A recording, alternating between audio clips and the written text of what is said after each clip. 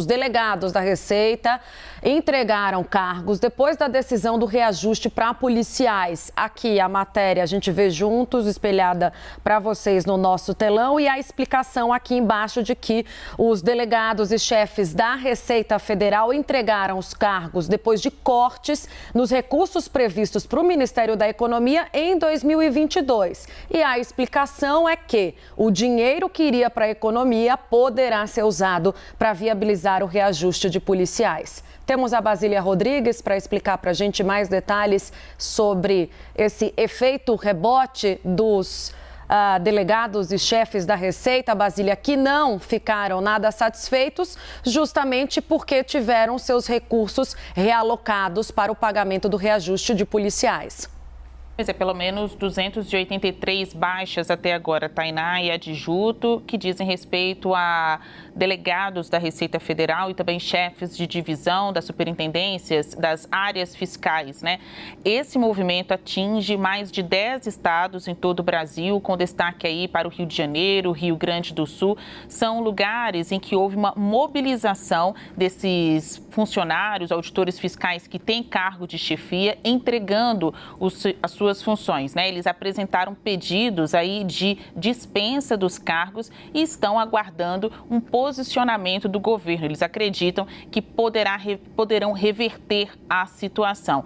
Amanhã haverá Assembleia Nacional da categoria para poder ampliar isso, com indicativo de greve geral, para poder ampliar o estado de paralisação. A gente conversou com o Kleber Cabral, ele que é presidente do Sindicato Nacional dos Auditores Fiscais. Ele disse que esta não é uma carta de intenção, que é de fato um pedido efetivo de exoneração. Nas palavras dele, é o órgão de arrecadação de impostos do país puxando o freio de mão. Ou seja, haverá um caos administrativo, nas palavras de Kleber Cabral. Qual o impacto disso? Menos agilidade nos processos da Receita de arrecadação de impostos, menos agilidade no atendimento às pessoas que dependam dos postos da Receita Federal, menos agilidade também nos postos aduaneiros, que são os responsáveis aí pela entrada e saída de cargas, de mercadorias no Brasil, né, entre os estados e também para fora do Brasil. Esse impacto, de acordo com Kleber Cabral, vai ser cada vez mais sentido dia a dia. É um movimento de pressão. A categoria tinha uma negociação via Ministério da Economia e Paulo Guedes e também Ministério da Casa Civil com o ministro Ciro Nogueira para garantir, na aprovação que a gente viu ontem do orçamento, o repasse de uma gratificação de acordo com a produtividade dos funcionários.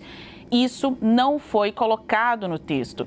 Como a Larissa Rodrigues bem explicou e a gente também detalhou no Novo Dia, o que foi aprovado ontem reserva cerca de 2 bilhões de reais, 1,7 bilhão de reais para o pagamento de reestruturação e reajuste salarial de servidores do Poder Executivo Federal. Não tem uma descrição para quem realmente, quais as categorias vão ser contempladas. Na prática, o governo quer usar esse dinheiro para os policiais federais, policiais rodoviários federais e também quem é funcionário do Departamento de Penitenciária do governo federal.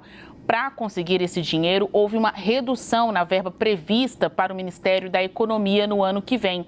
Como houve uma redução no que estava previsto para o Ministério da Economia, tiraram ali um pouco do que iria para a Receita Federal. Por isso, os auditores, os funcionários da Receita estão incomodados, mas querem que na hora final de um decreto, ou seja, por medida provisória do governo, descrevendo esses reajustes, além dos policiais, outras categorias também sejam lembradas.